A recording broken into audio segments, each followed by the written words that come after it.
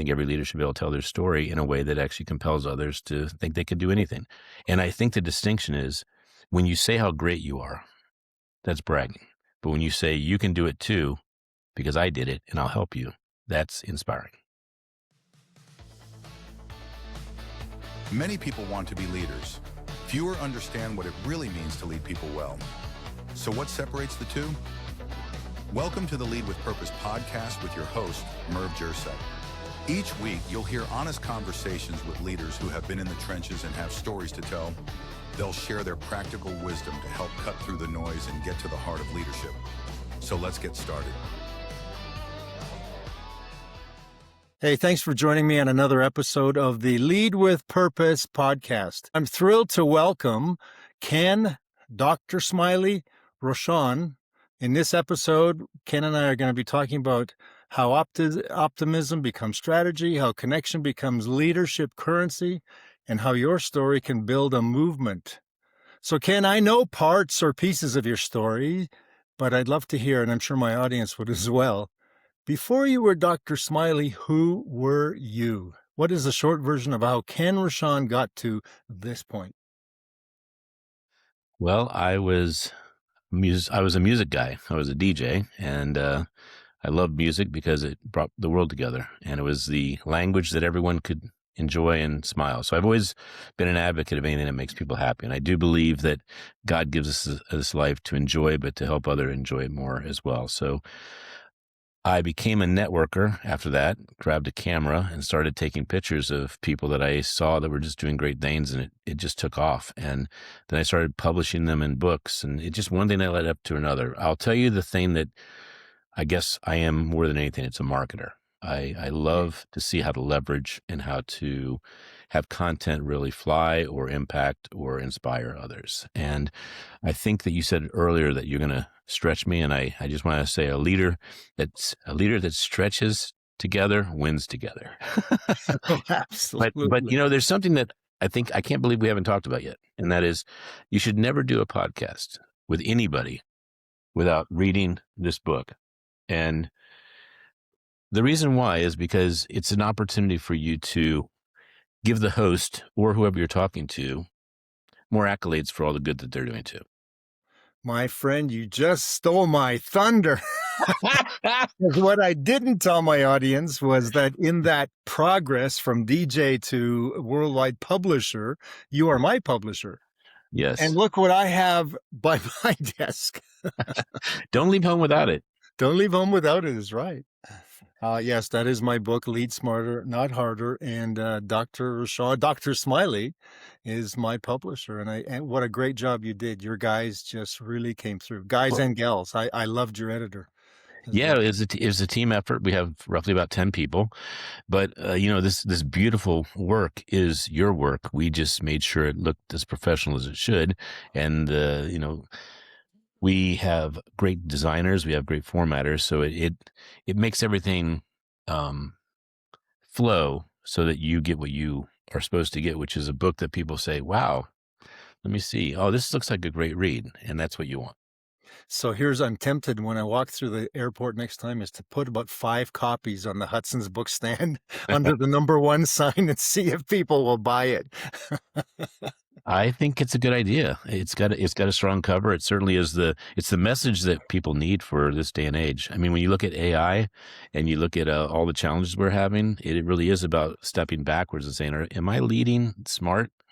Am I doing the things I can do that are going to get the optimal bang? Yeah.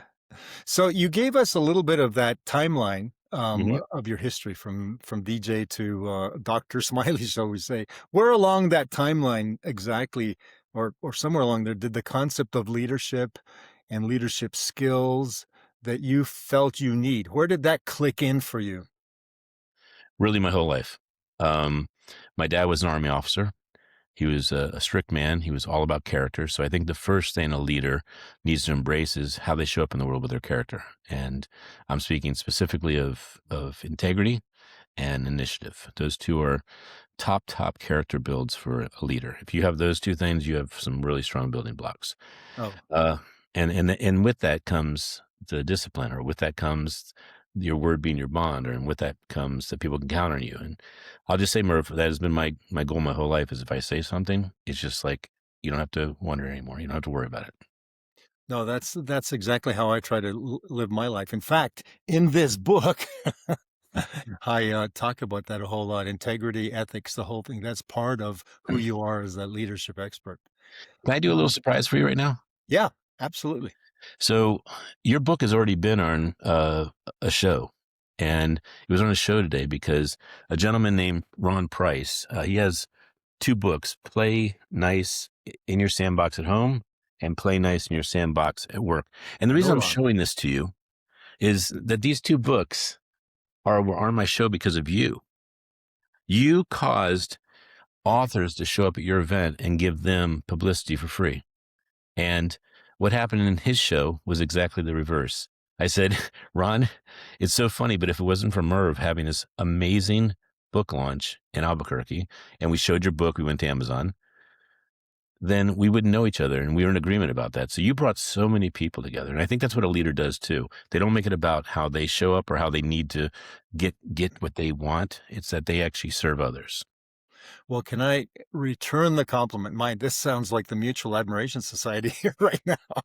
But if I can, my observation, I first met you, I believe it was in Dallas at an event. That's correct. And I watched you from afar. I'm a people watcher, but I see you, and I saw you then, and I see you now as a connector, maybe even an amplifier, a platform builder for other leaders. And from what I've seen from that is you seem to put other people in front of you. And my theme is people first. Right. And that's what I'm seeing how you lead is with people first.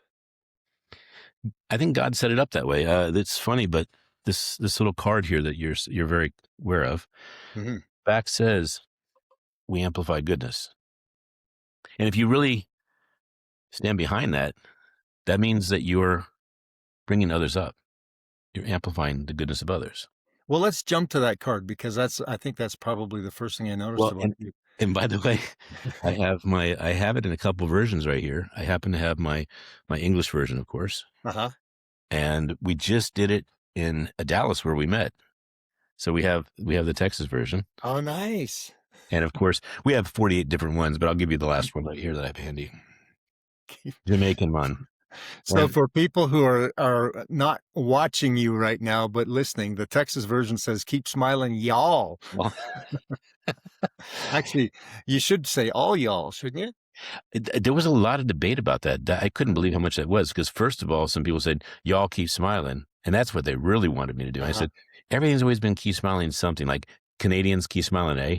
For the Aussies, keep smiling, mate. Mate. So, and then when I did do keep smiling, all y'all, they were like, no, it's just one person. So it's just y'all. But somewhere in that history, I asked you to give that timeline of how you got from DJ to doctor.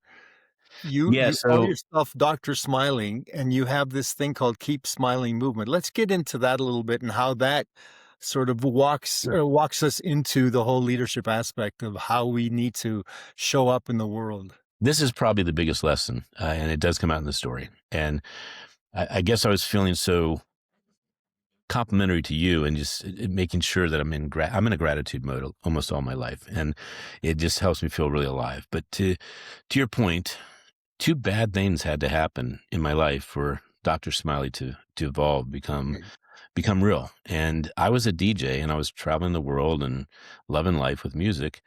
And then some bad news came down the pike. My mom was diagnosed with dementia.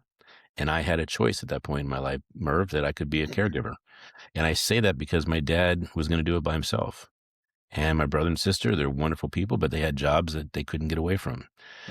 And it is quite a commitment to be a caregiver. And when I became a caregiver, I got really close to my dad. And I became very aware that a purpose-driven life was not something I was leading. I was leading a life I loved. And I was leading a life that was valuable to some. But to me, it wasn't making the difference I thought I could make while I'm alive. And so I examined it for 3 years while I was caregiving and ended up saying, every day counts now. I'm going to write a book because I always said I was going to write a book and I never did. And that's the thing we do a lot. We say, I'm going to do, and I should, and I could. Well, I just put a deadline, and our role right now is 700 books. I believe almost every one of them are on time. We don't miss deadlines. And the book can be mistake. It can have a mistake or two, but it will not be not published because you can always fix a mistake, but you can't fix something that's never been done. So 700 books. Of 700. those, so of those, let's say from those manuscripts, the conversations you've had with various authors, what do you think is a common leadership pattern that you see in people who are actually trying to make a difference or are actually making a difference as a result of their book? I well, that's two parts there. So I think every leader should do a book. And the reason why is because their message goes from their head and their heart into something that can travel the world without them being there, and it can inspire people to be a leader.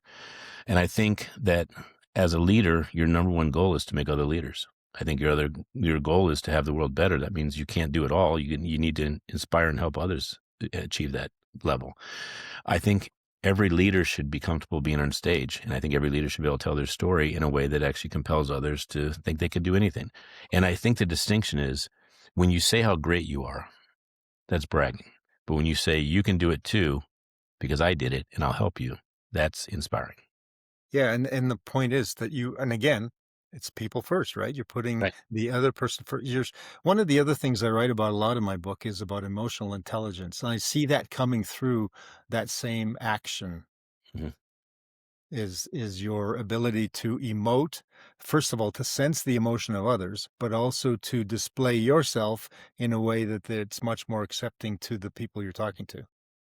It's an interesting aspect that God has set up that when you're kind, it comes back to you. And when you give, it comes back to you. And I love the diagram of hell and heaven and hell. And hell are people with these long spoons, can't hold it, but really long spoons. And they can't eat because they can't get the spoon to their mouth.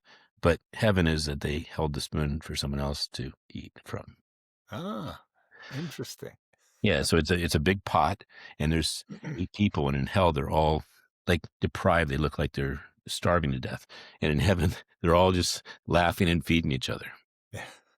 What occurred to me is as we're talking back and forth, giving illustrations and giving story, that part of a leader's repertoire is the ability to use story.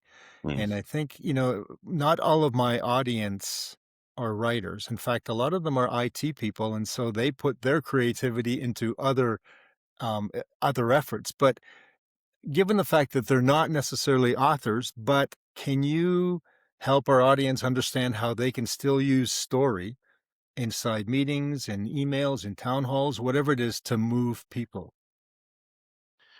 So, moving people could be called a different synonym, conversion. Okay. And so conversion is a sale. When a conversion happens in a sale, something has moved from one to another.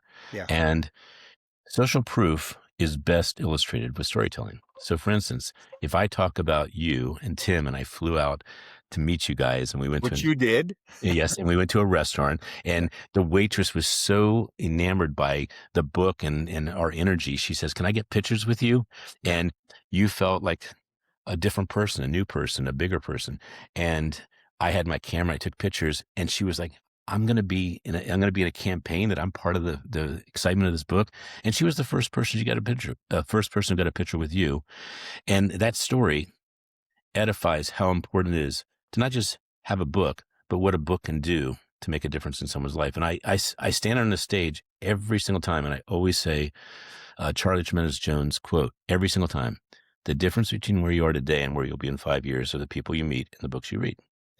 So, you just stole another piece of my thunder because I was going to ask you what your favorite quote was, but I'm not going to ask you that anymore. No, that's not my favorite quote. Oh, That's my favorite thing to say on stage to start the stage. oh, okay.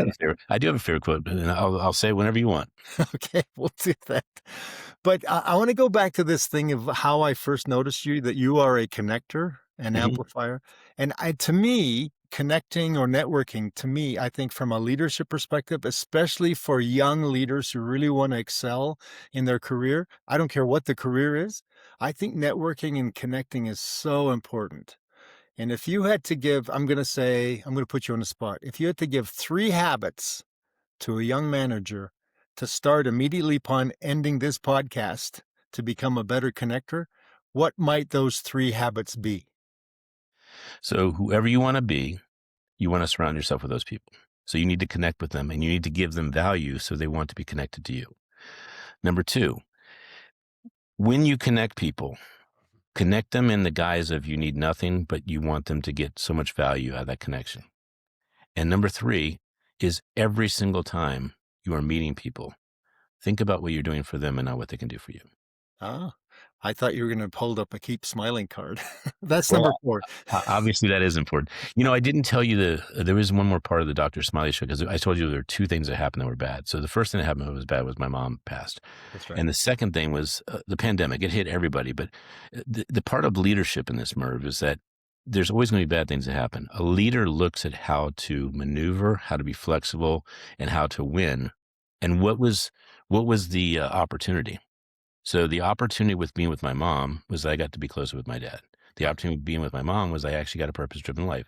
The other thing is I got closer with God. And then with my son, I'm on the road all the time, as you know. Yeah. I'm called the guy who is everywhere, right? And so when the pandemic happened, I was like, I get to be a dad. And then he couldn't go to school for a little while. I get to be a science teacher, which I was a physics and chemistry teacher for 4 years. So I got to teach him science. And he wrote his first book. And there's no doubt in my mind, Merv, he would not be an author if there was not a pandemic, period. And how old was he, Ken, when he wrote this He book? was 6 when he wrote his first book. And he's 12. He's written 14 books. And he's going through Itty Bitty Publishing right now to write a book called How to Write a Children's Book in 15 Steps. So it's his first how-to book. So As he's a written 12-year-old. What's that? As a 12-year-old. 12-year-old. Yep. Wow. I'm impressed. And that's clearly that's leadership as a dad. I take that very seriously. Yes. Yeah. Oh, absolutely. In fact, my goal in life is to show him I can move the world because I want him to know he can do it. No, that's absolutely. I have a little secret to tell you. Sure. My son never tells, he's in 7th grade right now. It's not cool to say you're an author. No, that's true. It's better to blend in. Well, every one of his teachers I talked to yesterday, not one of them knew he was an author. And each one of them, because he has 12 different books, we were able to pick the book that was right for geography, the book that was right for science, the book that was right for math. So he gave a different book to each teacher today. But I told each teacher, you cannot hold the book up or Kenny will be embarrassed. I made a promise to my son that I would never embarrass him because he says, Dad, don't tell anyone I'm an author. And I said to Kenny, I didn't break the rule. I told a teacher and they will not tell anybody. Well, there you go. Now, if he had showed up with a black eye, he'd want everyone to see the black eye, right? Exactly. Oh, today when we were driving going to school, I saw his hands his skin is falling off his fingers. And I said, what happened to your hand? He goes, oh, Dad, this is me working out. This is me showing I'm tough. That's great. Well, and maybe that's how we're going to wrap this up, because we talked about leadership in the guise of young people or young leaders, trying to improve their skills in their business, in their organizations, in their volunteer, whatever it is, wherever they want to be leaders. But I think, and I want to wrap it up this way, you already talked about your mom's influence and your desire to leave, your desire to leave a legacy for your son. How have those 2 relationships, I think, shaped your non-negotiables as a leader? One is my mom instilled in me that you can do anything. And that's what I wanted to give to my son. So that went right through from my mom. By the way, to the card, this card means everything because it reminds me of my mom. That's what my mom's message was. Keep smiling because everything works out. Everything works out. And you cause it to work out. And by the way, if you say everything doesn't work out, guess what? Everything does not work out. So you get behind what you believe. And then the second thing is my son, he is watching to see what it is to be a human, and then what it is to be an entrepreneur, and then what it is to be a leader. And so I do the very best I can to be consistent and show him that integrity is first. Integrity is first. And we don't play with that one. And my son and I are extremely straightforward with each other. And then the second thing is, what are you doing to create? What are you doing to create something good? And lastly, how are you making a difference in the community? And again, those are all outward focused, people first, attributes that every leader should have. So now, as we're going to start to wrap up, Ken, what was that favorite quote? I almost forgot. Well, I do have several, but I will say my very favorite right now is happiness is in what you think and what you say and what you do are in harmony. Oh, very good. That's Gandhi. Yeah. And I like this other Gandhi quote a lot. It's so simple. It's just, your life is your message. Yes, absolutely. Sometimes the only book people will read is your life, right? Sometimes Right. in that I way. have a new quote that I just started embracing because of the nature of my writing books. Is I ended my 60th book with a page, and at the very bottom of the end of the page it says, "The next chapter will be great because I know the author." I like how you put that in, because I had a question for you and I forgot to ask it, was how many books have you written? And I just got the answer was 60. Yeah. How do you have so much time? Oh, You don't. that is the effect of what I did for my son, him doing it for me. Yeah. On his 8th birthday, he looked at me and he says, "Daddy," at that time he called me Daddy. I'm 8. I have 6 books. If I do 4 books in the next 2 years, which he ended up doing 6, I'll have 10 on my 10th birthday, and he ended up doing 12. Nice. So he said, "How many do you have?" Yeah, there you go. And I said, "I'm a little behind the 1 book a year trick. So let me see what I can do." Okay, what I like to do is I like to end the podcast with some real rapid fire question answer. So I think I know some of the answers to this, but Ken, are you a morning thinker or a midnight problem solver? Morning. Morning. All right. I just got your favorite leadership quote. As a former DJ, what song instantly puts you in the leadership mode? Mr. Blue Sky, and if you Google it, it is the #1 happiest song in the world by people who've evaluated happy songs. Wow, Mr. Blue mine is Sky by Electric Light Orchestra. Jeff Lynne. Yellow. All right. My favorite is Danger Zone by Kenny Logan. All right, a couple more. What's your go-to reset when your day goes sideways? I would say my day goes sideways. My go-to is always just gratitude. I just think of something I'm grateful for. It's usually my son. No, that's great. That is great. One more. What is your guilty pleasure that has nothing to do with leadership? Guilty pleasure. Golly gee. I'll answer that for you. Yeah, go ahead. You told me that you love, at the end of your day, you just love to curl up in front of a TV with your son and just That's a veg a guilty little, pleasure. right? That is a guilty pleasure, yes. That is a No, guilty I do, yes. Couch potatoing is a guilty pleasure. Yeah. And I know that having written 60 books, you don't do much of that. So, or No. probably enough of that. So, Well, no. It's a balance. I want to actually say one last thing. People think that if I've done 60 books, do I have a life? I'm telling you, it's amazing what you can do with your life when you actually focus on what you can do with a day. yeah, absolutely. That's absolutely true. All right. So, for everyone listening today, I hope today gave you something that you can put into practice as soon as you turn off this podcast. Ken, tell our audience where they can find you, should they want to write a book or join your Keep Smiling movement or just to connect. Well, one thing is you can find me in Albuquerque when I do the next book signing with you at the oldest winery, or one of the oldest wineries. And if we're doing that in spring, I would love to meet a lot of authors in Albuquerque. But where you can find me is at book Dr. Smiley on Instagram. And we have the Dr. Smiley Show, where Merv is going to be featured for the goodness he does in the world. Good. Well, I appreciate you, Ken. Thank you again for reminding us what purposeful leadership really looks like in action, because I think you gave us a huge amount of information to think about today. It's been an honor to have you on, not just as my publisher, but as my friend. So thank you again for joining me today. Same to you, sir. Thank you, Merv. If today's conversation added value, make sure you subscribe.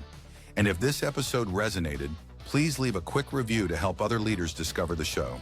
And remember, leadership works best when you put people first.